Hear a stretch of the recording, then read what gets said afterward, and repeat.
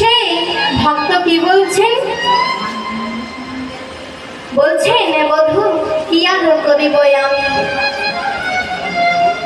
জনমে জনমে জীবনে মরণে প্রাণনাথ হইও তুমি। আমার বধূর এমন গণ্য কথা, এমন কোন কথা বলছে, আর সব ভক্তগণ শুনছে। এমন সময় দেখলেন কি না, এক ভক্ত নয়ন বন্ধ করে আছেন।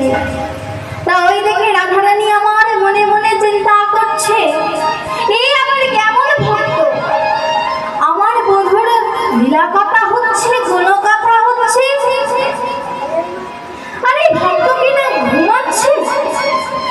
এই বলে রাধারানী আমার সেই ভক্তের কাছে গেলেন।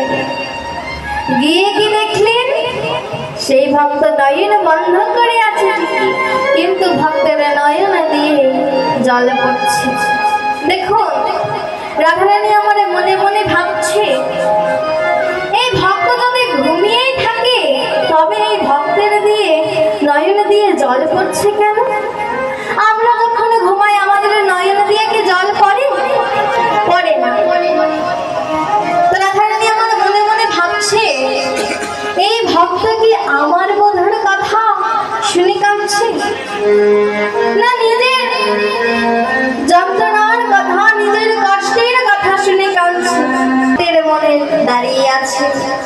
তখন রাধারানী আমার ললিতাকে বলছে, ও ললিতা, তখন আমি কি করলাম জানি? তখন